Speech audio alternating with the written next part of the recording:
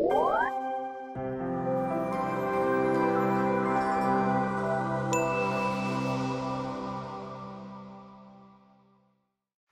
duduk Bapak Ibu, puji Tuhan, selamat pagi, shalom. Salam damai sejahtera di dalam kasih Tuhan Yesus Kristus. Saya ingin mengucapkan selamat datang. Jika ada di antara Bapak Ibu Saudara yang baru pertama kali hadir, ada yang baru pertama kali? Boleh angkat tangannya? Semua sudah pernah, puji Tuhan. Bapak Ibu Saudara sekalian, pada bulan Juli ini kita masih memiliki subtema The Caring Heart. Hati yang peduli. Bapak Ibu Saudara sekalian, jika kita melihat di dalam kehidupan manusia, maka yang paling penting kehidupan manusia itu pusatnya adalah pada hati. Bukan pada pakaian kita, bukan pada kepandaian kita, bukan Saudara. Tetapi hati. Jika hati kita itu benar dan baik, maka seluruh kehidupan kita itu juga akan menjadi benar dan baik. Tetapi sebaliknya jika hati kita ini kotor, penuh kedengkian, iri hati, kita gampang kecewa, kita gampang marah, putus asa, balas dendam, Saudara. Maka itulah yang akan terpancar melalui kehidupan kita. Kita akan menjadi orang-orang yang tidak membawa damai, tidak membawa kasih. Itu sebabnya Bapak Ibu Saudara hari ini, mari kita melihat satu kebenaran firman. Saya mengambil judul khotbah adalah hati hamba. Bagaimana saudara sekalian kita bisa meneladani daripada Tuhan kita Yesus Kristus sendiri. Dia Allah, dia turun dari surga. Dia tidak membawa segala kebesarannya, tetapi dia merendahkan dirinya. Bahkan dikatakan dia menjadi seperti manusia, merasakan semua penderitaan manusia, hanya dia tidak jatuh dalam dosa. Hari ini sudah kita akan melihat dua contoh di dalam kitab Perjanjian Baru yang ditulis oleh Paulus. Kita melihat saudara sekalian bagaimana ciri hati seorang hamba. Yang pertama adalah memiliki fokus hidup yang benar. Mari kita melihat saudara bagian yang pertama di dalam surat Filipi pasal 2 ayat 19. Filipi pasal 2 ayatnya yang ke-19. Kita membaca saudara, demikian bunyi firman Tuhan, tetapi dalam Tuhan Yesus kuharap segera mengirimkan Timotius kepadamu, supaya tenang juga hatiku oleh kabar tentang hal ihwalmu. Karena tak ada seorang padaku yang sehati dan sepikir dengan aku, dan yang begitu bersungguh-sungguh memperhatikan kepentinganmu. Sebab semuanya mencari kepentingannya sendiri, bukan kepentingan Kristus Yesus. Kamu tahu bahwa kesetiaannya telah teruji, dan bahwa ia telah menolong aku di dalam pelayanan Injil, sama seperti seorang anak menolong bapaknya. Dialah yang kuharap untuk kukirimkan dengan segera, sesudah jelas bagiku bagaimana jalannya perkaraku. Tetapi dalam Tuhan aku percaya bahwa aku sendiri pun akan segera datang. Bapak Ibu Saudara, kita melihat bagaimana kebenaran firman. Bagian yang pertama, Rasul Paulus menulis mengenai seorang murid yang bernama Timotius. Memiliki fokus hidup yang benar. Arti nama Timotius adalah memuliakan Tuhan. Jadi kalau Bapak Ibu memiliki nama Timotius atau Timothy, anak atau cucu, bagus sekali. Artinya adalah memuliakan Tuhan. Ayah Timotius adalah seorang berkewargaan, berkebangsaan Yunani, dan ibunya seorang Yahudi. Itu sebabnya jika kita membaca di dalam surat 2 Timotius 1 ayat 5, bagaimana peran ibu Timotius Yunike dan neneknya masih disebut saudara, yaitu Lois sangat besar sekali. Sudah bagaimana menjadikan Timotius seorang yang takut Tuhan. Karena dari sejak kecil sudah dididik. Indah sekali jika Bapak Ibu, para orang tua membawa anaknya sejak sedini mungkin. Bapak Ibu, dari sejak anak berusia 1 bulan 40 hari, Bapak Ibu sudah bisa bawa ke gereja, ada nursery room.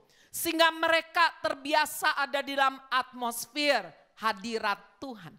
Bapak Ibu Saudara, dan kita melihat bagaimana kehidupan Timotius yang dibesarkan di dalam satu keluarga yang takut akan Tuhan. Sungguh-sungguh mempersiapkan dia menjadi seorang yang sesuai dengan namanya, yaitu memuliakan Tuhan. Fokus hidupnya sangat terarah sekali. Yang pertama adalah terhadap Tuhan. Dikatakan di ayat 21, Paulus menulis surat ini dari penjara di kota Roma. Saudara-saudara sekalian, dan Paulus menganggap Timotius bukan hanya sebagai rekan sekerjanya, tetapi juga sebagai anak yang dikasihinya.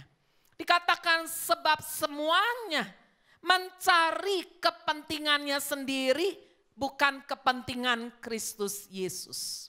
Timotius walaupun masih muda, tetapi saudara, dia memiliki satu fokus hidup yang benar, mementingkan kepentingan Kristus. Dia melayani dengan sungguh-sungguh, dengan penuh pengorbanan. Masa mudanya dia berikan, dia serahkan bagi Tuhan. Dia korbankan waktu, tenaga, talenta, hidup, keuangan. Benar-benar saudara menjadi satu alat kemuliaan Tuhan yang luar biasa. Bapak Ibu Saudara, kita juga melihat bagaimana fokus hidupnya kepada Tuhan benar-benar sudah sekalian dia jalankan, juga dia praktekkan itu terhadap pemimpin. Saya sering berjumpa dengan orang berkata begini, oh saya yang penting Tuhan, enggak penting manusia.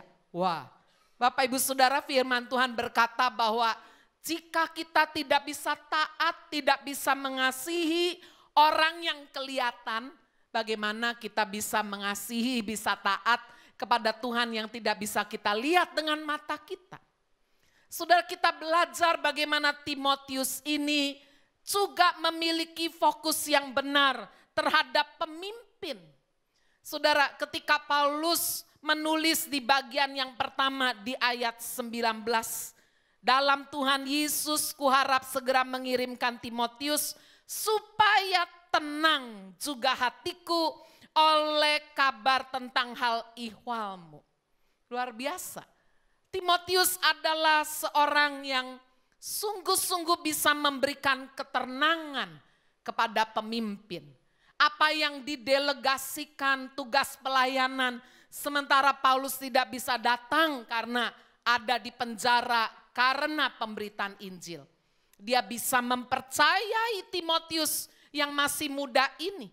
Dalam bahasa Inggris dikatakan, he can cheer me up by telling me how you are getting along.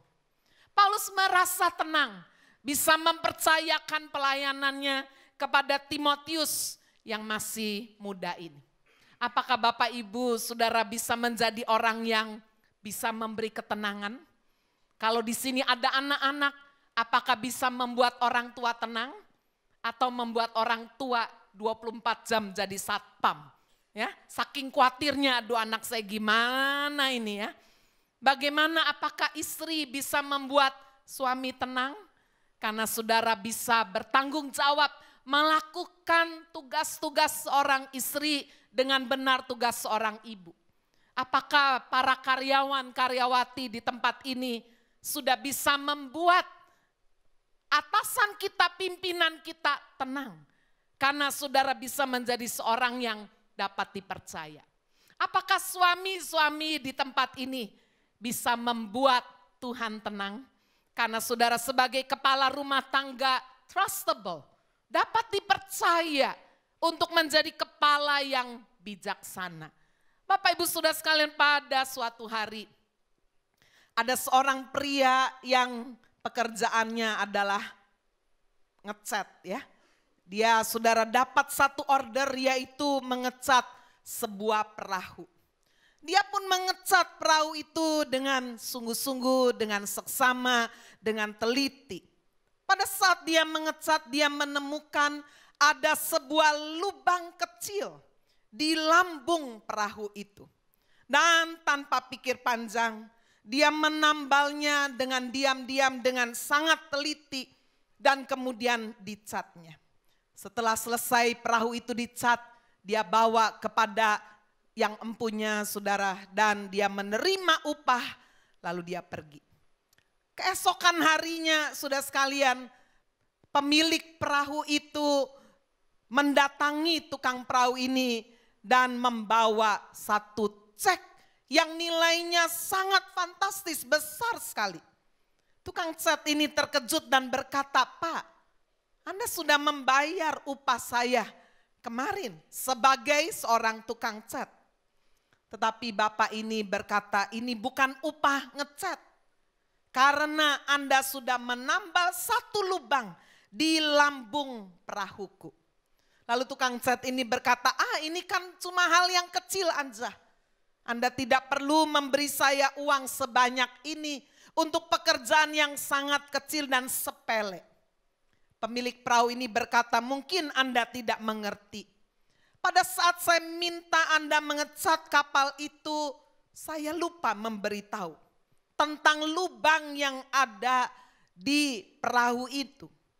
Ketika saya kemudian sudah mendapatkan perahu itu, saya juga tidak menyangka kalau perahu itu kemudian dipakai oleh anak-anak saya untuk memancing. Mereka juga tidak minta izin karena pikir, wah perahu sudah bagus ini, cat sudah kering, mereka pergi memancing." Waduh, hati saya sangat takut sekali karena baru ingat bahwa perahu ini ada lubangnya dan pasti bocor. Tetapi saya sangat lega sekali ketika anak-anak saya pulang dengan selamat.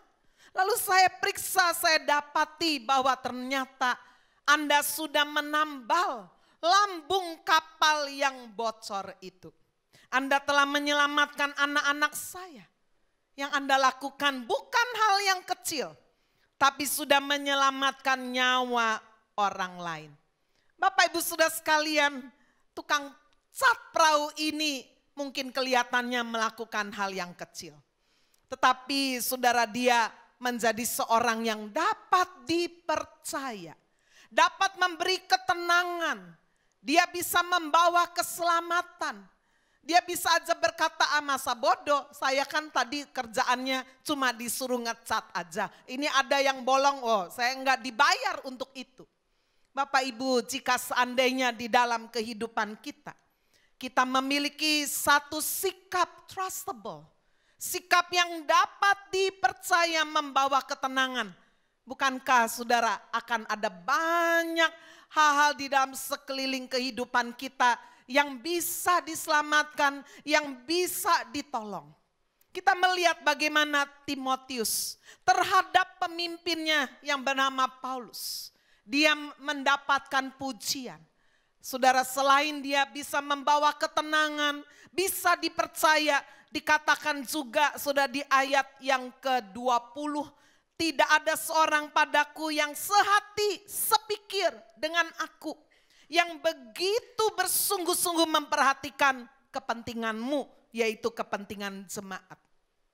Saudara, sebagai seorang yang dimuridkan oleh Paulus, kita melihat bagaimana Timotius bisa sehati, bisa sepikir.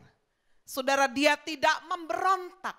Dia menjalankan semua saudara yang ditugaskannya dengan penuh ketaatan. Kesetiaannya begitu teruji, itu disebut di ayat 22. Kamu tahu bahwa kesetiaannya, yaitu kesetiaan Timotius, telah teruji.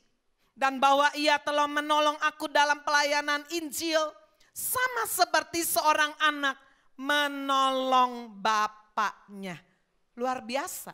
Bapak Ibu Saudara sekalian, firman Tuhan dalam kitab Amsal berkata, banyak orang menyebut dirinya baik hati. Tapi orang yang setia, siapakah yang mendapatkannya? Artinya saudara, kesetiaan itu jauh lebih langka, jarang, limited, very limited edition daripada kebaikan. Jadi sudah kalau cari pacar jangan cuma baik, banyak pacar yang baik, banyak saudara. Banyak pegawai yang baik, tapi yang setia, siapakah yang mendapatkannya? Tidak hanya baik. Kesetiaan saudara harus diuji, yang pertama adalah oleh waktu. Waktu masih semuanya oke, baik, masih ada uang, masih muda, masih pintar, ya, masih cantik, ganteng, oh semua baik. Tapi bagaimana ketika dengan berjalannya waktu semuanya berubah? Apakah masih bisa tetap baik? Kesetiaan diuji juga oleh orang yang sangat dekat. Bapak Ibu Saudara, kesetiaan Abraham memegang janji Tuhan digagalkan oleh orangnya yang dekat. Siapa saudara? Istrinya sendiri. Istrinya berkata, aduh kita udah tunggu tidak setahun 2 tahun, ini udah 20 tahun ya mungkin gitu ya. Mana anak yang Tuhan janjikan? Saudara, diuji oleh waktu, tetapi saudara ketika diuji oleh orang yang paling dekat yaitu istrinya sendiri. Sarah berkata, udah ini kita bantu aja sedikit ya Tuhan. Ini ada Hagar, ya, budak yang dibawanya sudah dari Mesir, udah tidur aja sama dia. Itu adalah saudara satu kebiasaan dari bangsa-bangsa di sekeliling mereka. Yang jika mereka punya budak, maka saudara tuannya bisa tidur dengan budak perempuan. Anaknya tetap menjadi milik sang majikan. Bapak Ibu Saudara, orang dekat bisa membuat kita tidak setia. Itu sebabnya jika ada anak-anak muda di tempat ini belum menikah, hati-hati. Salah satu tolok ukur saudara itu pasangan hidup tepat atau tidak adalah apakah setelah saudara berteman dengan lebih baik, saudara lebih dekat Tuhan, lebih rohani, lebih senang baca Alkitab, lebih senang hal-hal rohani ke gereja atau sebaliknya. Nah itu saudara, hati-hati teman dekat bisa justru membuat kita jauh dari Tuhan. Saudara, yang bisa menguji kesetiaan yang ketiga adalah kesukaran. Ketika masalah datang, apakah kita tetap setia? Istri Ayub sangat setia. Selama suaminya kaya, baik, duitnya enggak terhitung, baik sudah. Tapi begitu kesukaran datang, 10 anaknya mati, hartanya habis. Ayub juga terkena penyakit, saudara. Bara yang berbau busuk dari batok kepala sampai kakinya. Istri Ayub melihat Ayub masih menyembah Tuhan.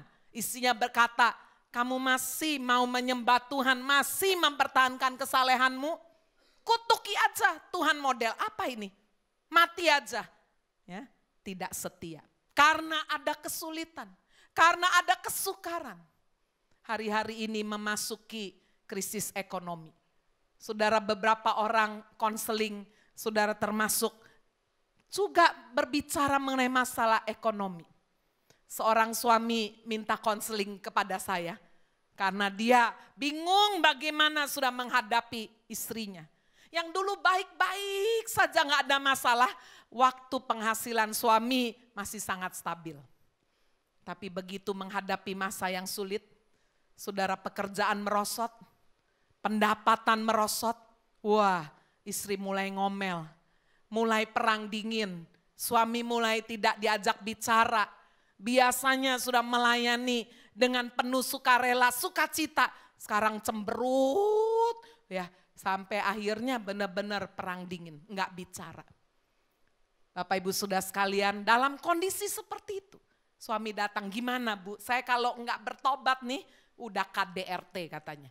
Artinya apa? Tangan pasti udah melayang, sebel banget. Saya bilang, Pak, dalam hidup rumah tangga kalau Bapak mau menang-menangan, pasti yang menang adalah iblis. Betul enggak? Suami mau menang, istri mau menang, ya pasti iblis menanglah, tepuk tangan. Rumah tangga Bapak pasti hancur. Anak udah besar-besar, udah pada punya pacar. Mereka tidak melihat teladan contoh bagaimana ketika konflik antara suami istri terjadi, mereka enggak bisa lihat bagaimana menyelesaikannya. Saudara, sang suami memahami Bahwa di tengah masa yang sulit seperti itu, dia harus mengalah. Jadi saya mesti ngalah ya Bu, saya mesti ngajak ngomong dulu. Iya, masalahnya siapa yang lebih waras itu aja kan. Ya, bukan siapa yang salah, bukan siapa yang benar, tapi siapa yang lebih waras, lebih rohani. Bapak Ibu ketika suami itu pulang, keesokan paginya dia japri saya, puji Tuhan saya pulang itu plong. Saya mau meneladani Kristus, mengasihi istri, bahkan rela katanya memberikan hidupnya, luar biasa. Bapak Ibu Saudara, hati hamba. Saudara, kita lihat di dalam diri Timotius, dia menolong Paulus di dalam pelayanan seperti anak katanya menolong bapaknya. Alangkah bahagianya saya dan Pak Hani sebagai gembala. Jika saya punya jemaat, jika saya punya pelayan-pelayan yang melihat gembala saudara ini adalah sebagai orang tua. Amin. Orang tua secara rohani. Kalau saudara anak terhadap orang tua, mana ada saudara hitung-hitungan. Oh ini orang tua saya sendiri. Ya, orang tua yang sudah melahirkan, membesarkan, mendidik saudara. Saudara ingin membalas budi, sudah ingin benar-benar juga memperhatikan dan membantu. Sungguh indah sekali kalau itu sudah bisa terjadi di dalam gereja. Gereja adalah keluarga kita secara rohani. Amin. Rumah saudara yang pertama ada di rumah masing-masing. Tetapi saudara harus melihat church, gereja sebagai the second family. Sebagai keluarga saudara yang kedua. Buktinya kalau saudara ada persoalan, ada masalah, sudah datang kemana seharusnya? Datang ke gereja. Cari hamba Tuhan. Sudah minta didoakan, saudara bisa mencurahkan isi hati. Saudara-saudara sekalian, Paulus melihat Timotius. Dikatakan saudara dia menolong pelayanan Paulus. Seperti anak menolong bapaknya. Sekarang kita lihat saudara sekalian bagaimana fokus hidup Timotius tadi. Terhadap Tuhan, terhadap pemimpin dan terhadap jemaat. Di ayat 20b dikatakan dia sungguh-sungguh memperhatikan kepentinganmu, yaitu kepentingan jemaat. Luar biasa. Saudara, memperhatikan kepentingan orang lain adalah satu bentuk tanggung jawab. Responsibility. Bahwa kita dipanggil menjadi terang, menjadi garam dunia. Bukan hanya untuk diri kita supaya saya kalau punya Tuhan saya lebih diberkati, saya lebih bahagia, saya lebih saya terus, tidak. Tetapi saya yang sudah dikasihi, sudah diselamatkan, saya menjadi saksi. Saya harus menjadi terang, memancar ke sekeliling kehidupan kita. Amin. Memperhatikan kepentingan jemaat. The caring heart. Bapak Ibu mulai Agustus tanggal 7 ini, Gereja Happy Family Center mengambil satu langkah iman yang besar. Kami mulai mendanai saudara anak-anak dari lulusan SMA dari daerah-daerah yang miskin. Seperti Nias, Sangir, ada yang dari Palu, ada yang dari Tarakan.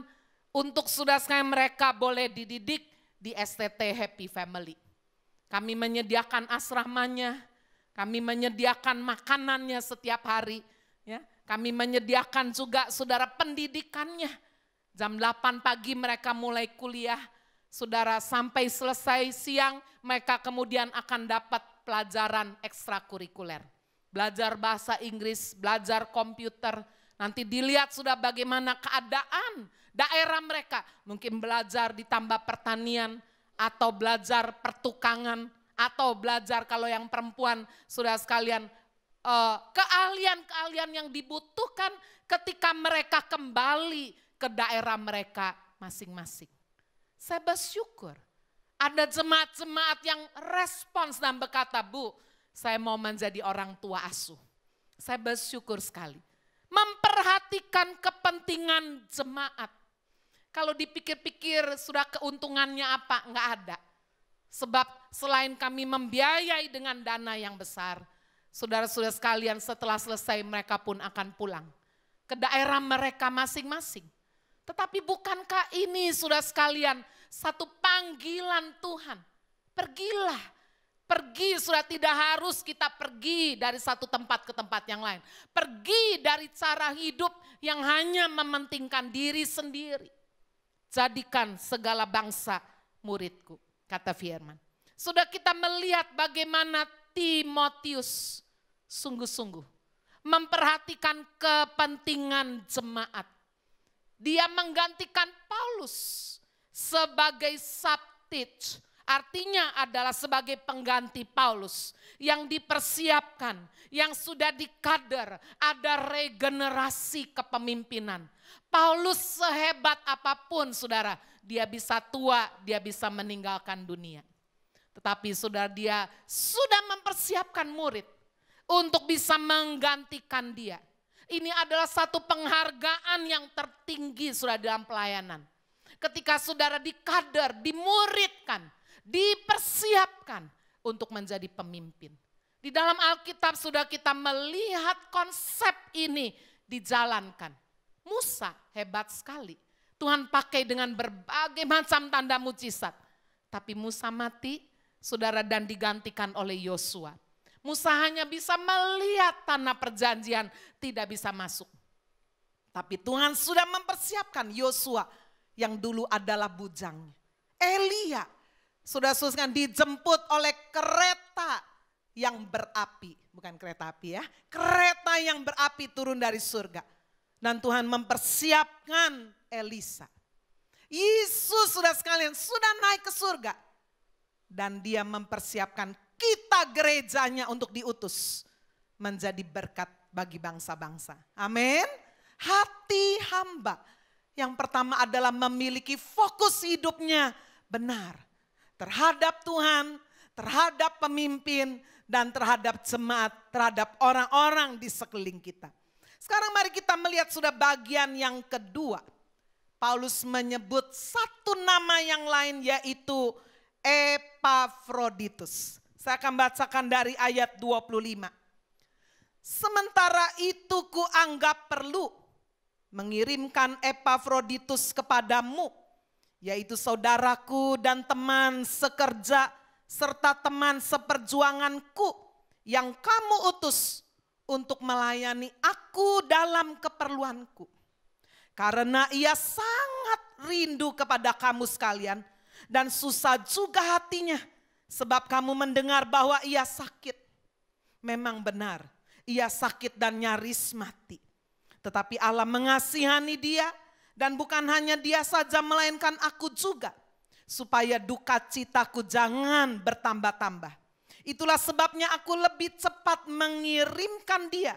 Supaya bila kamu melihat dia, kamu dapat bersuka cita pula dan berkurang duka citaku. Jadi sambutlah dia dalam Tuhan dengan segala sukacita dan hormatilah orang-orang seperti dia.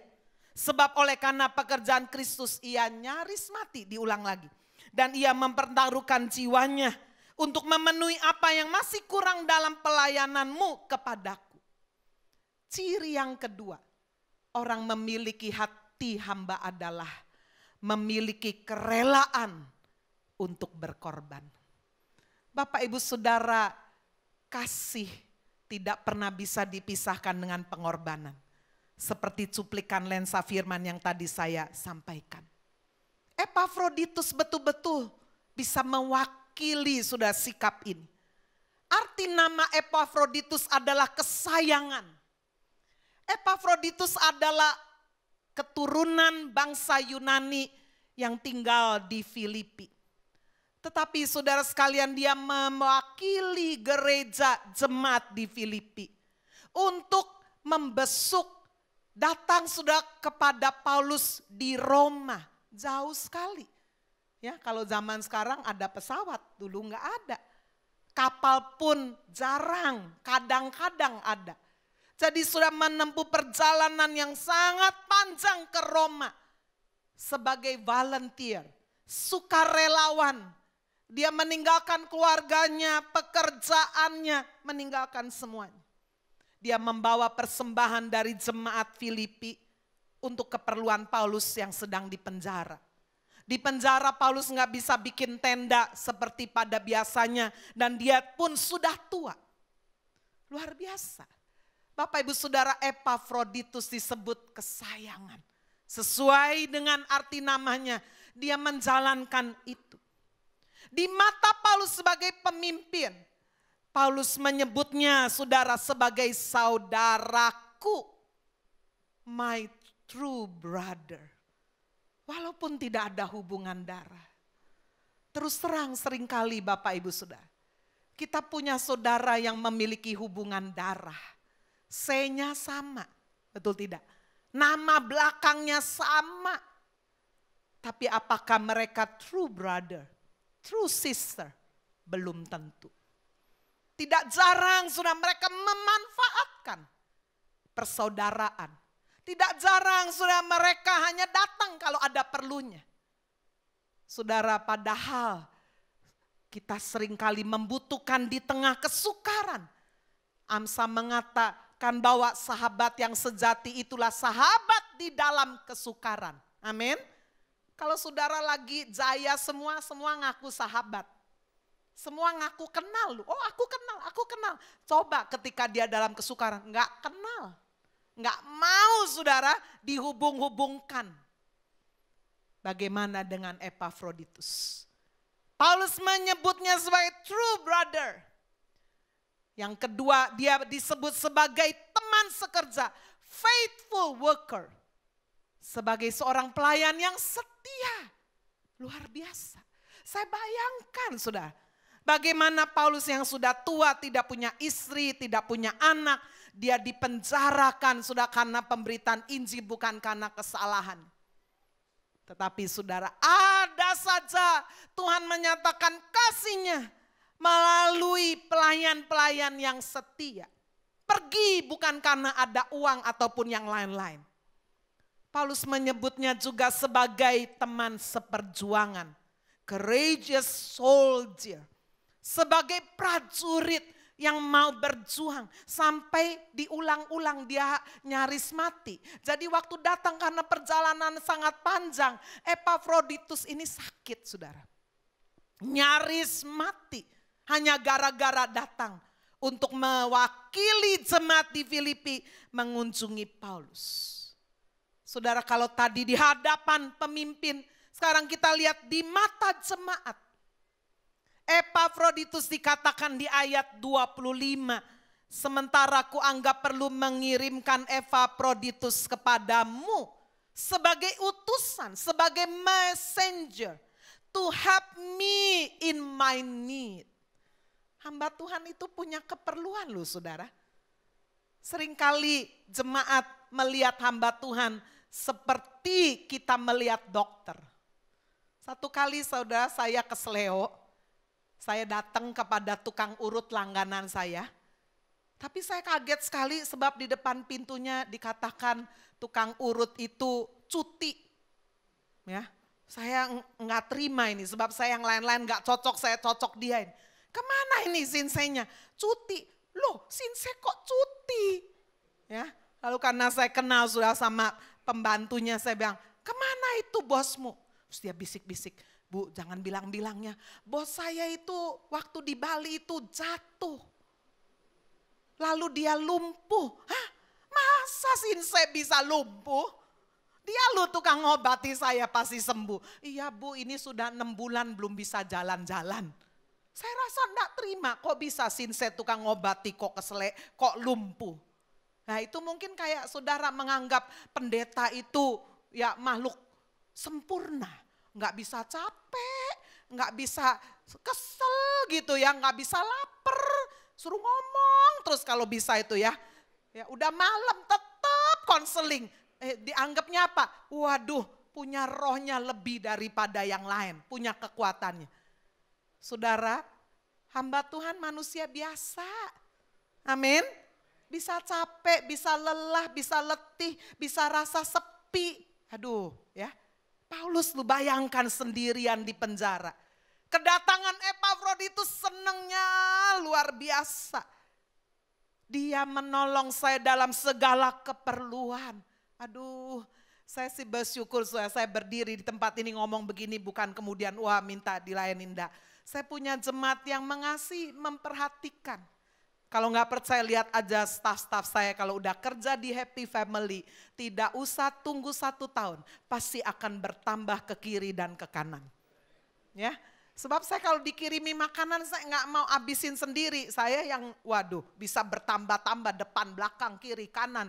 Ya, saya bagikan. Nah, ya mengenai bagaimana cara mereka makan, yaitu tergantung hikmat masing-masing kan. Bapak Ibu Saudara, kita bisa melihat inilah di mata jemaat. Bagaimana Epafroditus boleh menjadi satu utusan yang setia.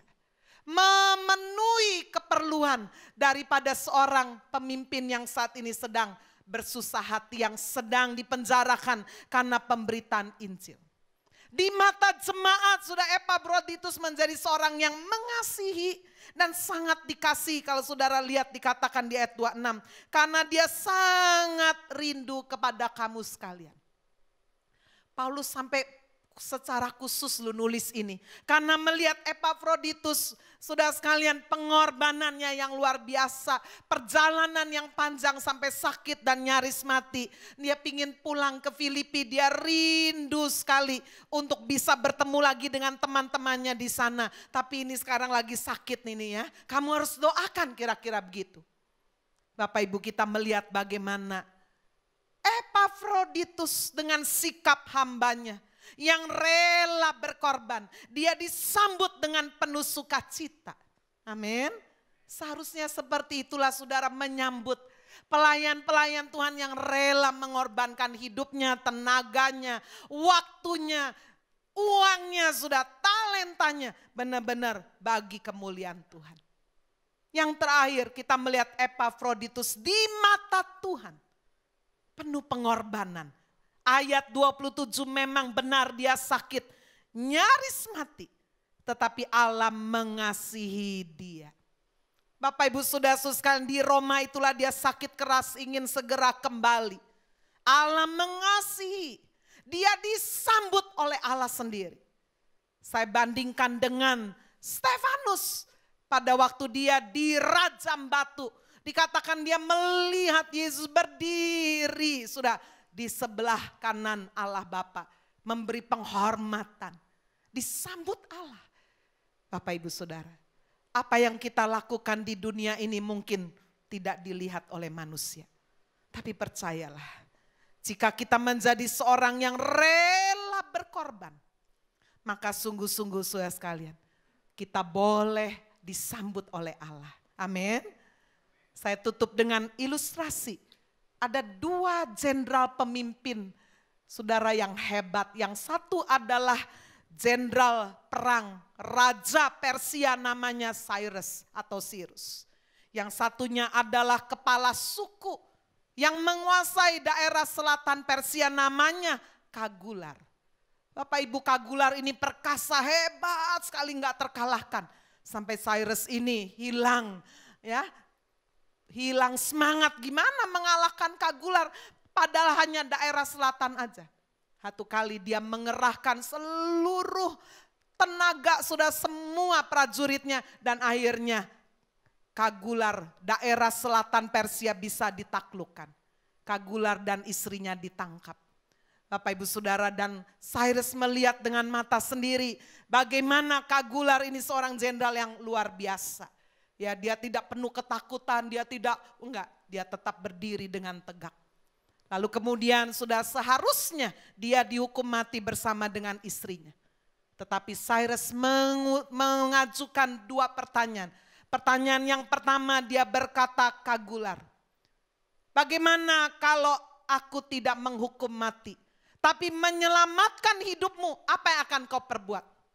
Lalu kemudian Kagular berkata, bila yang mulia menyelamatkan hidup hamba, maka hamba akan kembali pulang dan tunduk patuh pada yang mulia sepanjang umur hidup hamba. Jawaban yang luar biasa.